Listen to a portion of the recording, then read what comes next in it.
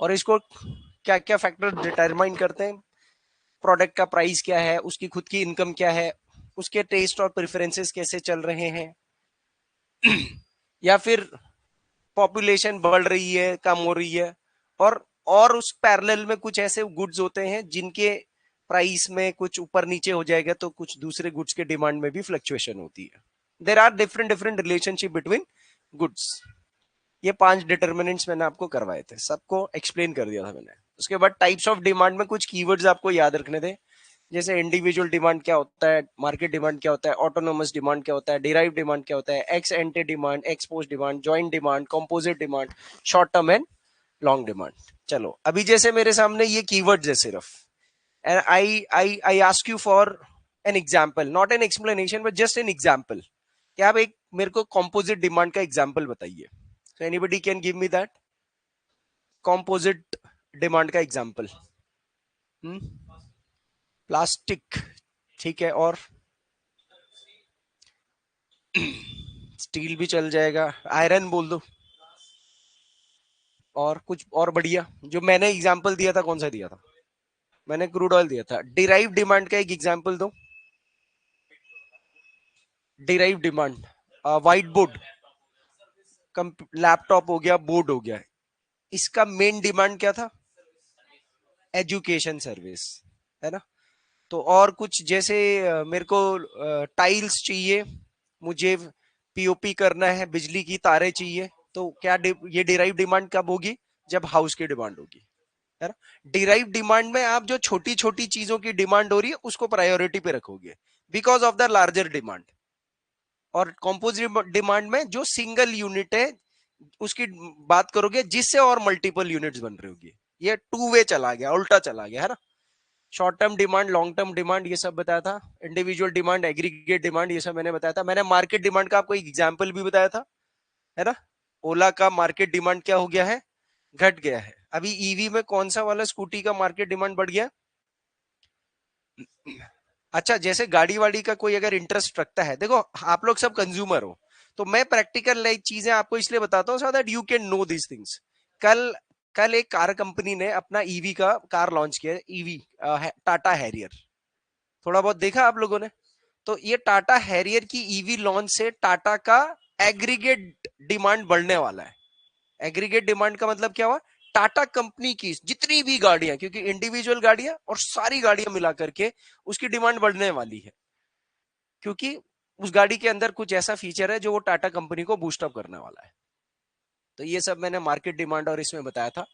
X एंटे और x post demand बड़ी interesting demand होती है, कंज्यूमर बिहेवियर के साथ जुड़ा होता है। Depending upon the trend in the market, वो माइंड में एक परसेप्शन बनाता है कि यार मुझे तो ये चीज इतने रुपए है मेरे पास तो मैं ये खरीदना। तो जब वो मार्केट में एग्जिस्टिंग ट्रेंड के हिसाब से और अपनी बाइंग पावर के हिसाब से कोई डिमांड अपने माइंड में क्रिएट करके चलता है तो उसको एक्स एंटे बोलते हैं। अब मैं थोड़ा सा और टेक्निकल वर्ड्स में आपको एक्सप्लेन करता हुआ दिखूंगा, धीरे धीरे धीरे करके। और जैसे हम मैक्रो इकोनॉमिक्स में चलते जाएंगे आगे, तो मेरी लैंग्वेज ज्यादातर इकोनॉमिक्स की लैंग्वेज ही होगी, क्योंकि वही लैंग्वेज आपने सीखनी है ना। मैं हर चीज कॉमन लैंग्वेज में नहीं डिस्कस करूंगा जैसे जैसे हम आगे बढ़ेंगे। तो जैसे मैंने अभी बोला, और एक्स पोस्ट क्या हो गया कि मार्केट में ट्रेंड में एकदम चेंज आ गया, प्राइस चाहे ऊपर बढ़ गया हो किसी प्रोडक्ट का या नीचे बढ़ गया होगा, तो आपने वहां जाकर के अपनी डिमांड को फ्लक्चुएट कर दिया as compare to what you have had in mind before purchasing. That is ex post demand. Generally प्याज टमाटर सब्जी वब्जी जो ये हम खरीदते हैं ना मंडी में, हर दिन चेंज हो रहे रेट्स, वो एक्स एंटे एक्सपोस्ट के अंदर आता है। अब उसके बाद हम लोगों ने पढ़ा था लॉ ऑफ डिमांड। अच्छा, लॉ ऑफ डिमांड अभी नहीं पढ़ा है ना? बता दिया था मैंने थोड़ा बहुत। इकोनॉमिक्स में मेजॉरिली, ठीक है, यहां पर देखना पहले, एक आदमी है, ठीक है, और उसकी कोई जरूरत है, ठीक है, उसकी जरूरत है और उसके पास उसको खरीदने की क्या है? एबिलिटी है। तो ये क्या क्रिएट करेगी? It will create a demand for a good और अ सर्विस, है ना? यही है डिमांड। अब यहां इस कंज्यूमर साइड में चलते हैं जरा, डिमांड में। डिमांड का सिद्धांत दुनिया भर में ये बोलता है, दुनिया भर में, कि ये जो वस्तु है इसका कोई क्या होगा, प्राइस होगा। ठीक है, तो प्राइस से डिमांड फ्लक्चुएट होती है। डिमांड पर प्राइस का बहुत निर्भर है, क्योंकि इसकी एबिलिटी किसके साथ मैच होनी चाहिए, इसकी एबिलिटी किसके साथ, या इसकी इनकम किसके साथ मैच होनी चाहिए, या इसकी परचेजिंग पावर, पीपी लिख दिया मैंने, ठीक है। परचेजिंग पावर का मतलब होता है खरीदने की क्षमता, जिसकी जेब में पैसा होगा वही खरीद पाएगा ना। तो इसकी परचेजिंग पावर किसके साथ मैच होनी चाहिए, प्राइस के साथ। तो प्राइस बहुत प्राइमरी फैक्टर होता है किसी भी प्रोडक्ट के डिमांड को फ्लक्चुएट करने में। एक एग्जाम्पल के तौर पर अगर मैं यहां पर एक छोटी सी बात बोलूं कि मैं किसी प्रोडक्ट का प्राइस बढ़ा दूंगा, तो जनरली आप प्रोडक्ट के टाइप्स मत लाओ अपने माइंड में, बस एक बिहेवियर लेकर के आओ। जनरली मार्केट में किसी प्रोडक्ट का प्राइस बढ़ जाएगा तो उसी प्रोडक्ट की, किसकी, उसी प्रोडक्ट की डिमांड बढ़ेगी या घटेगी, बढ़ेगी। ठीक है, डिमांड बढ़ेगी ना, अबे बढ़ेगी थोड़ी, डिमांड घटेगी। मार्केट में कोई चीज अगर महंगी होती जाएगी तो उसकी डिमांड क्या होगी, कम होगी। बैकएंड पे कीपिंग ऑल थिंग्स कांस्टेंट, याद रखना। अगर आप बोलोगे सर अगर पीछे से मेरी इनकम भी बढ़ रही है, मेरी इनकम भी बढ़ रही है, प्रोडक्ट का प्राइस भी बढ़ रहा है, तो डिमांड भी तो बढ़ता रहेगा सर, क्योंकि मेरे पास पीछे से खरीदने की पावर भी तो बन रही है ना। तो आपको एक चीज याद रखनी है कि कोई भी लॉ जब पढ़ोगे, कोई भी लॉ, डिमांड का लॉ और सप्लाई का लॉ, दो ही लॉ पढ़ने इकोनॉमिक्स में। तो भाई इस दो लॉ में एक चीज याद रखना कि आपको एक हाइपोथेटिकल सिचुएशन लेकर के चलनी है, काल्पनिक परिस्थिति लेकर के चलनी है कि जो सब चीजें डिमांड और सप्लाई को प्रभावित करती हैं, उन सब चीजों को स्टैटिक रख दो, उसमें कोई बदलाव नहीं हुआ है, सिर्फ एक चीज में बदलाव हो रहा है, प्राइस में। बस किस में बदलाव हो रहा है, प्राइस में। उससे आपको लॉ निकालना है। पीछे अगर दिमाग में अजम्पशंस लेकर के चलोगे तो फिर आपकी लॉ नहीं बन पाएगी। ठीक है, तो मैंने क्या बोला, कीपिंग थिंग एवरीथिंग, बाकी सब चीजें, इस प्राइस जो भी ये गुड होगा इसके प्राइस में बाकी चीजें मैं क्या कर दूंगा, कांस्टेंट। तो इससे मेरी डेफिनेशन निकल करके आती है। अब यहां पर देखो डिमांड क्या है, कीपिंग ऑल फैक्टर्स कांस्टेंट। सबसे पहले मैंने यही लाइन लिख दी। प्रोबेबली आप किताब पढ़ोगे, देखो इकोनॉमिक्स की डेफिनेशंस कैसे चलती, देखो आप उस लाइन को, लैंग्वेज को किसी भी तरीके से कर दो। किसी किताब में ये क्या लिखा होगा कि what is the law of demand, तो लिखा होगा कि demand for quantity of goods and services decreases when there is increase in price of those goods and services और वाइस वर्सा। कहने का मतलब यह है कि अगर डिमांड, लॉ ऑफ डिमांड का मतलब मैं किसी गुड्स और सर्विस का प्राइस बढ़ा दूं तो उसका डिमांड घटता है, या इसका ऑपोजिट। ऑपोजिट का मतलब मैं उसका प्राइस कम कर दूं तो उसका डिमांड, अगर मैं यहां पर प्राइस को कम कर दूं तो डिमांड क्या होगा, बढ़ जाएगा।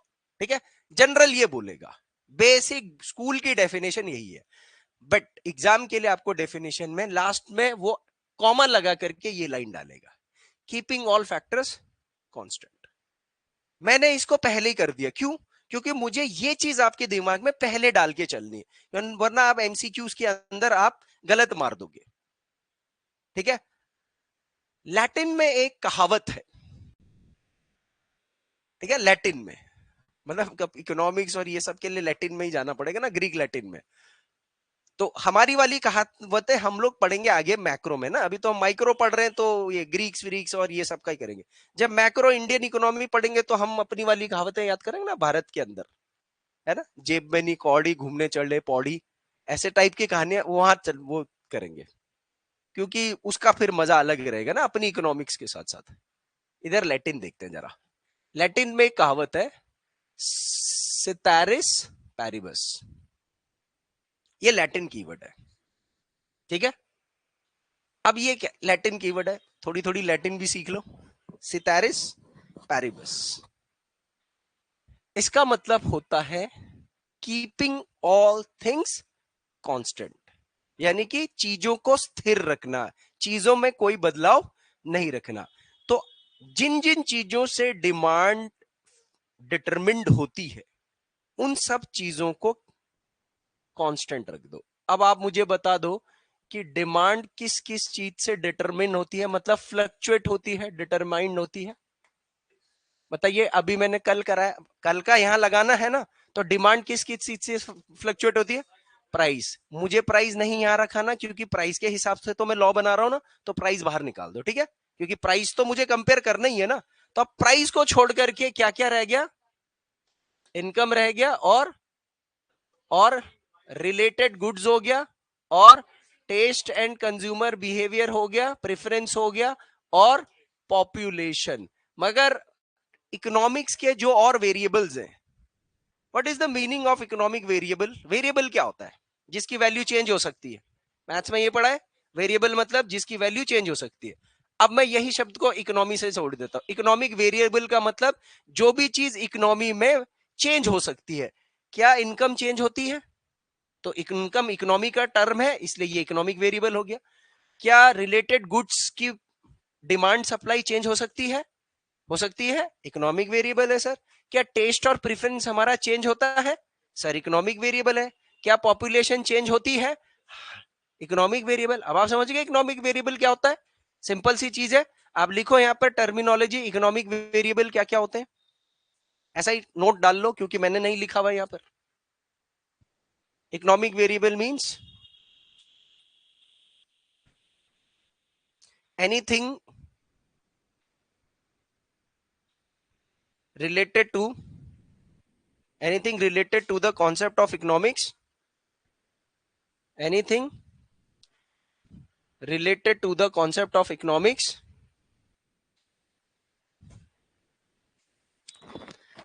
that is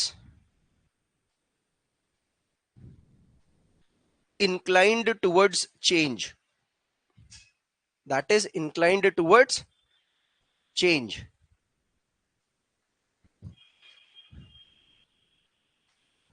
अर्थव्यवस्था के अंतर्गत कोई भी ऐसी चीज जिसमें परिवर्तन हो सकता है, तो उसको कहते हैं इकोनॉमिक वेरिएबल। क्लियर है? एग्जाम्पल लिखो। Example, income,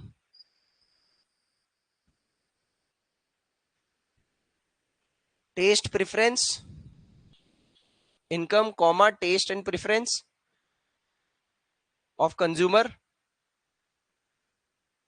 income comma taste preference of consumer, comma price. Price भी लिख लेना, क्योंकि वेरिएबल की डेफिनेशन लिख रहे हैं तो प्राइस भी लिख ही लेंगे। Price, population, income taste preference of consumer, price, population and related goods, जिसका एक दूसरे के साथ कोई ना कोई संबंध हो सकता है, रिलेटेड गुड्स। ठीक है? तो अब क्या बोला डिमांड ने कि मैं किसी वस्तु का दाम अगर बढ़ा दूं, बाकी सारी ये चारों चीजें क्या होनी चाहिए? कांस्टेंट होनी चाहिए, तो फिर डिमांड कम हो जाएगी। क्योंकि कंज्यूमर बोलेगा भाई मेरी तो इनकम बढ़ नहीं रही, मैं खरीद नहीं पाऊंगा बढ़ते हुए दाम में। ठीक है? या तो फिर रिलेटेड गुड में कोई फर्क ही नहीं पड़ रहा है, तो रिलेटेड गुड भी मुझे उतने का ही पड़ेगा, तो फिर मैं इसकी डिमांड क्यों बढ़ाऊं, क्रिएट करूंगा? मेरी प्रेफरेंस नहीं चेंज हुई, मेरे को तो है कि वही प्रोडक्ट चाहिए, मेरे को कोई और प्रोडक्ट नहीं चाहिए, वही चाहिए, लेकिन अब आपने उसका दाम बढ़ा दिया तो मैं इसकी डिमांड कम कर रहा हूं। जनसंख्या भी उतनी ही है। आ रही बात समझ में? तो फिर ऐसे कॉन्सेप्ट को हम लोग कहते हैं लॉ ऑफ डिमांड। इसकी डेफिनेशन देखना, the demand for quantity of goods and services decreases. आपको हर चीज लैंग्वेज में सीखना है इकोनॉमिक्स में। मैं आपको हर चीज फॉर्मूले में बता रहा हूँ बोर्ड पे, दिस इज फॉर्मूला, पर आपको हर चीज कैसे में सीखनी है? लैंग्वेज में, क्योंकि पेपर में लैंग्वेज लिखा हुआ आएगा, आपको लैंग्वेज डिकोड करनी इकोनॉमिक्स। ठीक है? तो demand for quantity of goods and services क्या होता है? देखो यहां पर देखो, डिमांड क्या हुई? कम हुई when there is increase in price. मैं इस डेफिनेशन को उल्टा करके बोल सकता हूं, मैं इसी डेफिनेशन को ऐसा बोल सकता हूं कि अगर when there is increment in price then there is decrement in demand. भैया मेरा रीजन क्या है, कॉज क्या है, और रीजन क्या है, ये आगे मैच होना चाहिए बस। और इसके साथ एक वर्ड और मैंने क्या लिख दिया, इसका मतलब क्या हो गया? When there is in decrement in the price there is increase in the result. Demand का प्राइस पर फर्क असर पड़ रहा है, इसमें मेरी बात ध्यान से सुनना। लॉ ऑफ डिमांड में डिमांड का प्राइस पर इंपैक्ट पड़ रहा है या प्राइस का डिमांड पर इंपैक्ट पड़ रहा है? प्राइस का। ये बात समझ में आ गई? मैंने क्या बोला है? पर्सपेक्टिव है बस, लगेगी सब एक जैसी चीज है। Very good. So here it is, what are the factors that needs to be constant in the law of demand? क्या फैक्टर्स होने चाहिए? इनकम कांस्टेंट होनी चाहिए, टेस्ट एंड प्रेफरेंस कांस्टेंट होना चाहिए, price of related goods constant होना चाहिए, number of buyers यानी पॉपुलेशन कांस्टेंट होना चाहिए। यहां पर मैंने कुछ और चीजें जोड़ दी है अब, क्योंकि इकोनॉमिक स्टैटिक नहीं है। हेल्थ, हेल्थ भी लोगों की वैसी ही होनी चाहिए, और साथ साथ में there should be no change in features और क्वांटिटी। फीचर्स में भी कोई बदलाव नहीं होना चाहिए, फीचर भी वही होना चाहिए जो भी गुड्स का फीचर है। क्योंकि अगर मैं फीचर अपग्रेड कर दूं तो क्या होना चाहिए? क्या होना चाहिए भैया? तब वो जस्टिफाई करेगा ना कि मैंने प्राइस क्यों इंक्रीज करा। अरे कोई गाड़ी मार्केट में आती है तो वो अगर नेक्स्ट कोई फीचर लेकर के आती है तो ज्यादा बड़े हुए प्राइस में लाती है, तो वो बताती है ना कि इस मॉडल में हमारी ये बातें हैं। भाई ज्यादातर गाड़ियां क्या करती हैं? पिछले मॉडल के मुकाबले इस नए मॉडल के अंदर कुछ एडिशनल फीचर्स देती है तो ज्यादा प्राइस मांगती। हर कोई टोयोटा थोड़ी होता है कि आप फीचर ही ना दो, बस पैसा ही बढ़ाते जाओ।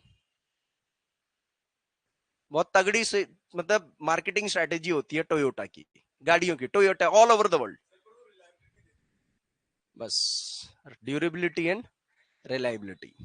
जैसी टोयोटा अपने के कंपटीशन में मार्केट में कोई गाड़ी आती है ना, तो वो गाड़ी फीचर्स देती है। टोयोटा फीचर देता ही नहीं, बस वो प्राइस बढ़ा देता है, क्योंकि वो क्या है? वेबलेन एंड स्नॉप गुड है। टोयोटा क्या है? Veblen and snob good. Likewise चलो अब एक ग्राफ समझते हैं। You know what is a graph? Economics is lifeless without graphs, charts and tables. अब बजट आता है, ग्राफ चार्ट टेबल, है ना? आपको मैं बजट एक्सप्लेन कराऊंगा ना, जब ग्राफ से ही पढ़ रहे होंगे हम सारा का सारा चीज। ऑफिसर बनना है, ग्राफ चार्ट टेबल। आपके सामने एक लंबा सा पीडीएफ आएगा, आप अधिकारी बनेंगे, क्योंकि आपको ही तो वो पॉलिसी इंप्लीमेंट करनी है ना और समझनी है। आप ही को नहीं पता होगा तो फिर कैसे होगा? तो आप पूरा पीडीएफ तो पढ़ोगे नहीं, आप क्या देखोगे? Statistics, graph, tables, charts, Venn diagram, that's it. You have the capability to analyse it, you are officer. भाई ग्राफ समझते हैं इकोनॉमिक्स के अंदर, ठीक है? ये ग्राफ अभी मत बनाना, पहले इसको मैं रफली बना करके देता हूं। मैंने पहले से इसलिए बना रखा है क्योंकि ये नोट्स भी हैं, तो ये पीडीएफ मैं आपको भी दूंगा, तो इसलिए ये नोट्स भी हैं। बट आप ऐसे समझो, ये वाला जो हॉरिजॉन्टल एक्सिस होता है इसको क्या कहते हैं? है, मैंने शायद उल्टा कर रखा होगा, इसमें एक्स ही था। मैं कभी कभी नोट्स बनाते वक्त थोड़ा सा गर्म दिमाग में भी रहता हूं, तो इसलिए कभी कभी लैंग्वेज ऊपर नीचे भी हो जाएगी। दिस इज एक्स एक्सिस, ठीक है? इस एक्स एक्सिस पे मुझे क्या प्लॉट करना है? क्वांटिटी प्लॉट करना है, ठीक है? ये कौन सा एक्सिस हो जाएगा? Y axis. ये हमेशा ग्राफ किससे स्टार्ट होगा? अभी हम लोगों को पॉजिटिव ग्राफ ही पढ़ने हैं, नेगेटिव ग्राफ्स तो पढ़ने नहीं है, तो हम जीरो से स्टार्ट कर देते हैं, ठीक है? ये जीरो से इस तरफ क्वांटिटी क्या होती जाएगी? बढ़ती जाएगी। Let us suppose 10 pen, 20 pen, 30 pen या 40 पेन, आप यहां पर कोई भी प्रोडक्ट और सर्विस लगा देना, वो आपकी इच्छा है। यहां पर हम प्राइस बढ़ाते हैं, जैसे प्राइस हम रुपीस में ले लेते हैं, 10 रुपए, 15 रुपए, 20 रुपए, 25 रुपए, ऐसे करके हम लोगों का ये हो गया वाई एक्सिस पर प्राइस। प्राइस क्या हो रहा है? इंक्रीज कर रहा है, और क्वांटिटी भी यहां पर क्या हो रही है? डिक्रीज कर रही है। अब एक सिचुएशन ले लेते हैं, इनकम वही है आपकी, सिंपलेस्ट इनकम ही होता है वेरिएबल, आपकी इनकम वही है। और लेट अस सपोज मार्केट में किसी पेन का दाम कम था, कम अपने माइंड में खुद ही कम लेते हैं, तो पेन का दाम था 10 रुपए, ठीक है? हमेशा याद रखना, पहले जब आप ग्राफ में पॉइंट इंडिकेट करोगे तो पहले आप कौन सा एक्सिस लिखोगे? पहले कौन सा एक्सिस लिखोगे? एक्स एक्सिस या वाई एक्सिस? चलो, तो अगर पेन का दाम 10 रुपए है और क्वांटिटी डिमांडेड ज्यादा थी, तो मैंने बोला 40 10, इसका मतलब क्या हुआ? इसका मतलब ये है कि जब 10 रुपए का पेन था तो ये प्राइस था, तो डिमांड कितनी थी? 40 पेंस थे। अब मैंने मार्केट में करा, प्राइस बढ़ा दिया, 15 रुपए कर दिया, तो डिमांड क्या होगी? थोड़ी सी कम हो गई। तो मैंने क्या करा, प्राइस कितना कर दिया? 15 रुपए, तो डिमांड मेरी कितनी हो गई? 30 हो गई। बताओ क्या हुआ? डिमांड और क्वांटिटी, डिमांड क्या हो गई? कम हो रही है, डिमांड कम हो रही है। चलो अगर मैं प्राइस थोड़ा और बढ़ा देता हूं एक पेन का, मैंने बोला मैंने पेन का प्राइस कर दिया है 20, तो मेरा प्राइस हो गया, लेट अस सपोज, ग्राफ मेरा थोड़ा टेढ़ा मेढ़ा जा रहा है बट कोई बात नहीं, काम चला लेंगे। यहां वाला पॉइंट ले लेते, ठीक है। प्राइस कितना है? 20, और डिमांड कितनी हो गई? 20, डिमांड कम हो रही है, और मैं प्राइस बढ़ा देता हूं। कितना कर दिया मैंने? 25 रुपए का एक पेन कर दिया। तो जब मैंने 25 रुपए का एक पेन करा, यानी प्राइस कर दी मैंने 25, तो डिमांड कितनी हो गई? 10 हो गई। अब आप देखो, जैसे जैसे मैं प्राइस को क्या कर रहा हूं? इंक्रीज कर रहा हूं, तो डिमांड ऑफ क्वांटिटी क्या हो रही है? कम होती जा रही है, कम हो रही है। Is this clear? अब मैं इस मैप को जब ज्वाइन करूंगा, तो मैं इस मैप को कैसे ज्वाइन करूंगा? ऐसे ज्वाइन करूंगा, ऐसे ज्वाइन करूंगा, ठीक है। यह है डिमांड का ग्राफ। एग्जैक्टली लीनियर नहीं होता है ग्राफ, ठीक है। आप किसी बुक में पढ़ोगे और वो बोलेगा कि डिमांड का जो ग्राफ होता है Y axis, X axis quantity, price, वो बोलेगा ऐसे जाता है डिमांड का ग्राफ, ठीक है। एग्जैक्टली लीनियर नहीं होगा ग्राफ। कुछ कुछ क्वेश्चन पेपर में आपको ग्राफ ही दे देगा, ये इंडिकेटर्स प्लॉट कर देगा, बोलेगा ये किस चीज का ग्राफ। तो आपको ये ध्यान देना कि ग्राफ में एक एरो भी दिया होगा, क्योंकि डिमांड का ग्राफ में कभी कभी क्या है ना, हम ऐसे भी जाते हैं ऐसे भी जाते, तो हो सकता है किसी किसी में एरो ना दे रखा होगा, बट हम एरो लेकर के चले। तो क्या बोल रहा है कि अगर प्राइस ज्यादा होगा तो क्वांटिटी क्या होगी? 10 10 40 40, ये मैं ले लेता हूं। अगर प्राइस ज्यादा हुआ तो क्वांटिटी कम होगी। जैसे जैसे प्राइस कम आता जाएगा तो क्वांटिटी बढ़ती जाएगी, बढ़ती जाएगी, बढ़ती जाएगी। हाँ, वो लेना ही नहीं ना माइंड में, हमने तो बस एक लॉ बनाना है, कंडीशंस हमारी वही है, सब कुछ स्टैटिक है। Is this clear to all of you? Market में let us suppose yesterday I bought, what we bought, हमने व्हाइट कॉपी खरीदी, उसका प्राइस 200 हो गया।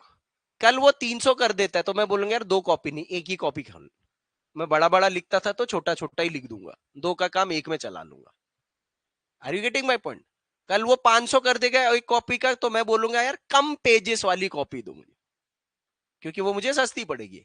तो दिस हैपेंस वेरी कॉमन। अब जब भी जब भी कोई ऐसा ग्राफ बनता है, तो ये ग्राफ अपवर्ड ग्राफ है या डाउनवर्ड ग्राफ है? ग्राफ का इसको कॉन्सेप्ट को कहते हैं स्लोप। तो आपसे पेपर में स्लोप पूछेगा। Now you try to understand, मुझसे कैसे कैसे करके चीजें पूछेगा, और मुझे कुछ रट्टा नहीं मारना है, ठीक है। तो ये ग्राफ ऊपर की तरफ जा रहा है या नीचे की तरफ? ये ग्राफ किसकी तरफ जा रहा है? तो स्लोप मेरा क्या हो गया? डाउनवर्ड हो गया, ठीक है। ये स्लोप क्या हो गया मेरा? डाउनवर्ड हो गया, ठीक है। स्लोप क्वांटिटी के हिसाब से देखना है आपने, ठीक है। तो जब पैसा प्राइस ज्यादा था तो डिमांड क्या थी? कम थी। प्राइस बढ़ा तो डिमांड, सॉरी, आपकी प्राइस कम हुई तो डिमांड बढ़ी, प्राइस और कम हुई तो डिमांड और बढ़ी, प्राइस बिल्कुल कम हुआ तो डिमांड और ज्यादा बढ़ा। ये डिमांड का ग्राफ किधर को जा रहा है? नीचे को, क्योंकि आपको क्वांटिटी में देखना है कि डिमांड में बढ़ कब रहा है। बढ़ तब रहा है जब प्राइस नीचे नीचे नीचे जा रहा है ना। तो जब प्राइस नीचे नीचे जा रहा है, डिमांड बढ़ रही है। तो इसमें इसको डाउनवर्ड बोलते हैं, ये तो समझ में आता है। हो सकता है आप इसको, अगर मैं एरो ऐसे लगा देता तो आप इस ग्राफ को क्या बोलते? आप अपवर्ड बोलते। बोलते कि नहीं बोलते? इसलिए आपको डिमांड के ग्राफ में प्रैक्टिस करते वक्त हमेशा एरो नीचे बनाना, ताकि आपको यह शब्द याद आ रहे कि यह है डाउनवर्ड। अब जब कोई ग्राफ में चीजें नीचे की तरफ जा रही होती है, एक्स एक्सिस की तरफ, नीचे की तरफ, तो इसको कहते हैं नेगेटिव डाउनवर्ड। क्या कहते हैं इसको? Negative downward graph. अगर माना बात आपके सामने में एक एक्स ऐसे बनाता, ये, तो ये क्या होता? ये चीजें ऊपर की तरफ जा रहा है ना, पॉजिटिव अपवर्ड। सप्लाई का ग्राफ हम ऐसे ही बनाएंगे, ठीक है। तो ये स्लोप कैसा है इसका, एक तो नेगेटिव है या पॉजिटिव है, क्योंकि नीचे की तरफ जा रहा है तो डाउनवर्ड, और नेगेटिव ग्राफ है, ये नीचे की तरफ जाएगा, नीचे की तरफ जाएगा तो नेगेटिव हो जाएगा। ये दो कीवर्ड्स आपको अपने माइंड में याद रखना। ये ग्राफ समझ में आया या नहीं आया? डिमांड कम हो रही है, सॉरी प्राइस बढ़ता जा रहा है तो डिमांड,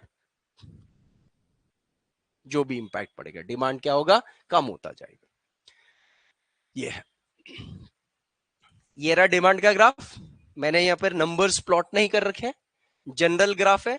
ग्राफ का स्लोप है negative slope, downwards towards right. अच्छा एक चीज और है, मैंने यहां पर राइट वर्ड भी ऐड कर दिया, ठीक है, डाउनवर्ड्स टुवर्ड्स राइट, ठीक है। अगर कोई कोई ग्राफ ना ऐसे आता है, बहुत सारे टाइप के ग्राफ बनते हैं, ये हो गया डाउनवर्ड्स टुवर्ड्स लेफ्ट, देखो ये एक्सिस है ना, इसके इस तरफ को जो भी चीज हो रही होगी इस तरफ वो राइट होगा, इस तरफ जो होगा वो क्या होगा, लेफ्ट। अगर कोई चीज ऐसे जाएगी तो ये क्या होगा, positive slope upwards towards right. अगर कोई चीज ऐसे जा रही होगी ऊपर तो पॉजिटिव, ये क्या होगा, ऊपर की तरफ एरो कर रहा हूं तो पॉजिटिव टुवर्ड्स लेफ्ट। एरो आपने देखना है, आपका एरो लेफ्ट जा रहा है या राइट जा रहा है, तो बताओ ये एरो किधर को जा रहा है, राइट जा रहा है ना। अरे ये आपको एरो के हिसाब से राइट लेफ्ट करना आता है। लेट अस सपोज मैं यहां पर ऐसे एरो बनाता ऐसे, तो ये एरो के हिसाब से ये कौन सा डायरेक्शन होता, ये कौन सा डायरेक्शन होता भाई, देखे मेरा एरो ये है ना, मेरा मुंह इधर हो गया ना, अब मेरे ये दो हाथ है, अब मैं इस तरफ जाऊंगा तो this is my right hand, इस तरफ जाऊंगा तो this is my left hand, ठीक है। और मैं इस तरफ को गया तो किस तरफ को गया, राइट की तरफ। ये राइट लेफ्ट भी याद रखना है। Physical geography, Coriolis force, Ferrel law, remember Ferrel law पढ़ाया था ना। हमारी पृथ्वी पे जो हवाएं होती हैं और जो पानी होता है, कोई भी मूविंग चीज अर्थ की रोटेशन के हिसाब से किधर को मूव करती है, नॉर्थ हेमिस्फीयर में राइट और साउथ हेमिस्फीयर में, थोड़ा रिकॉल करते रहेंगे, लिंक करते रहेंगे।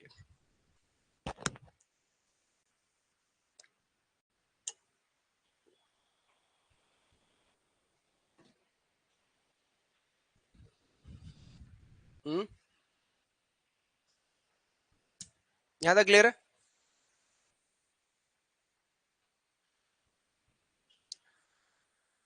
पारस ji, what is law of demand? What is law of demand? Demand,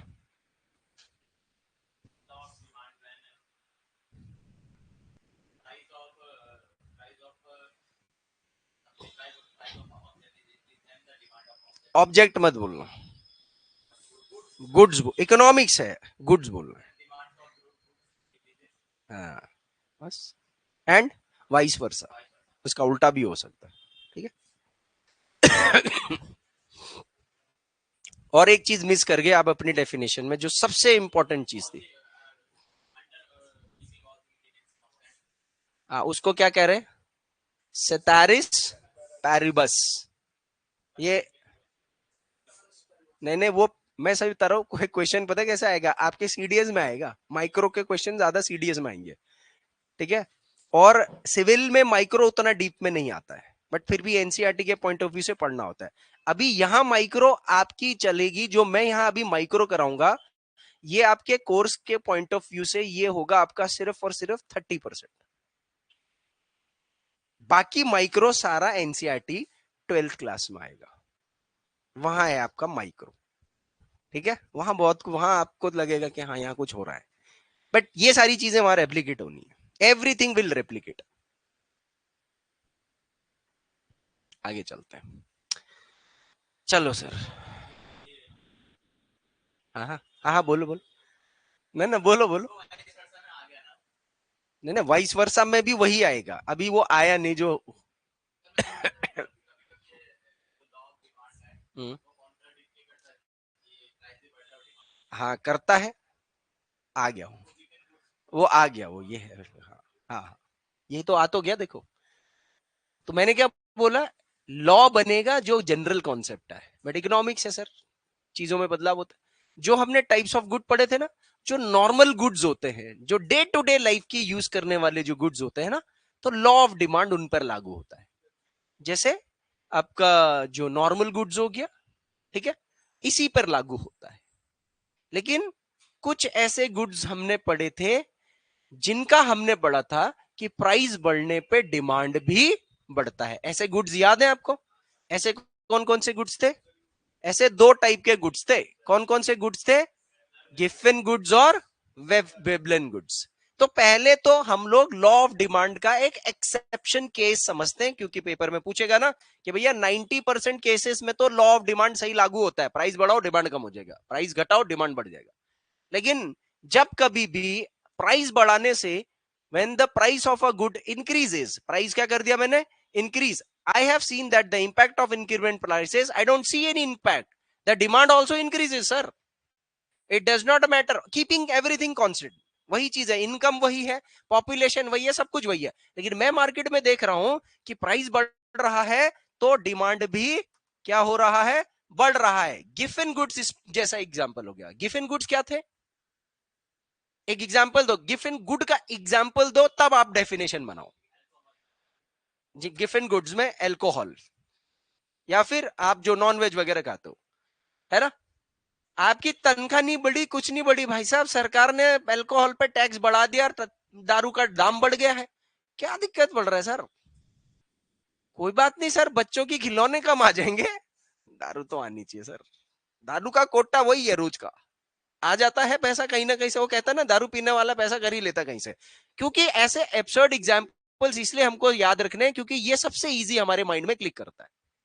ठीक है, तो मीट, नॉनवेज के शौकीन होते हैं, भैया चाहिए खाना है तो खाना है, ठीक है, नहीं सरसों का तेल कॉमन हो जाएगा, आपके पास ऑल्टरनेट है ना, ठीक है।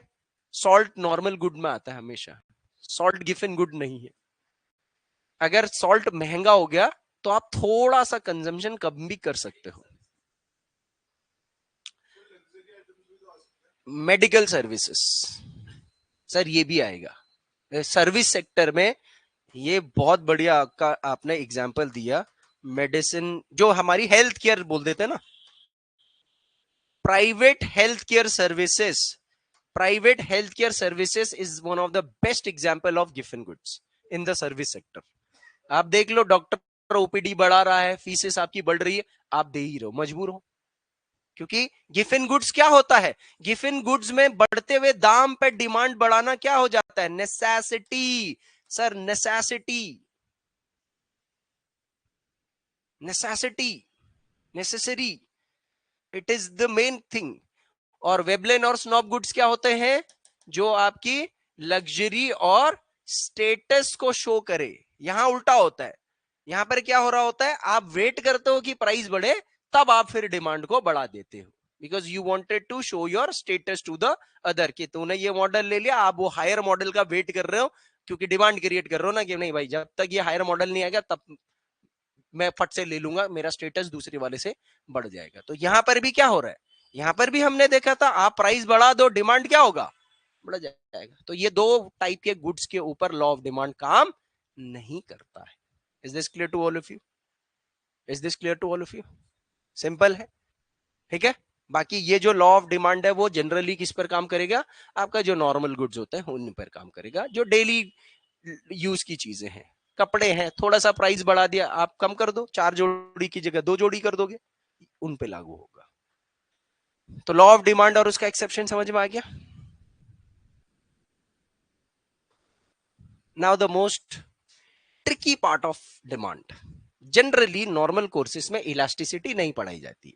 इसलिए नहीं पढ़ाई जाती है क्योंकि इलास्टिसिटी समझाना से बच्चे का दिमाग भी इलास्टिक हो जाता है, ठीक है। यहां आपके इलास्टिसिटी सब दिमाग की कितना तक खींच सकता हूं मैं, वो आपके दिमाग के ऊपर डिपेंड करेगा, फट भी जा सकता है। देखते हैं, मैं कोशिश करूंगा कि इसको सीखें, और फिर इन केस थोड़ी बहुत कमी पेशी इसमें रहेगी, 12th क्लास एनसीईआरटी जब करेंगे तो वहां पर और ज्यादा करेंगे, क्योंकि वहां पर केस स्टडीज बहुत सारे दे रखे होंगे, तो घूम फिर करके कुछ ना कुछ तो समझ में आ ही जाएगा, ठीक है। So sir, elasticity of a demand समझते हैं। सबसे पहले इलास्टिसिटी को समझने से पहले मैं यहां पर आपको तीन चीजें बताऊंगा इलास्टिसिटी ऑफ डिमांड में। एक, इलास्टिसिटी की डेफिनेशन क्या होती है, जनरल डेफिनेशन, ठीक है। डिमांड बस है थोड़ा, सप्लाई बहुत इजी है, यही कॉन्सेप्ट वहां भी लागू होंगे, बस पर्सपेक्टिव चेंज हो जाएगा। फिर type of elasticity of demand, ठीक है। डिमांड की इलास्टिसिटी भी अलग अलग सिचुएशन में अलग अलग होती है, तो कुछ कीवर्ड्स यहां पर बताएगा वो टाइप्स में। और उसके बाद कुछ फैक्टर्स जो डिमांड की इलास्टिसिटी को अफेक्ट करते हैं। फैक्टर्स क्या होंगे आपको अभी दिमाग में पता होगा, लेकिन बस हमने लिंक करना है। तो सबसे पहले कोई एक चीज ले लेते हैं। एक ऐसा कोई मटेरियल है, उसका लेंथ इतना है, ठीक है।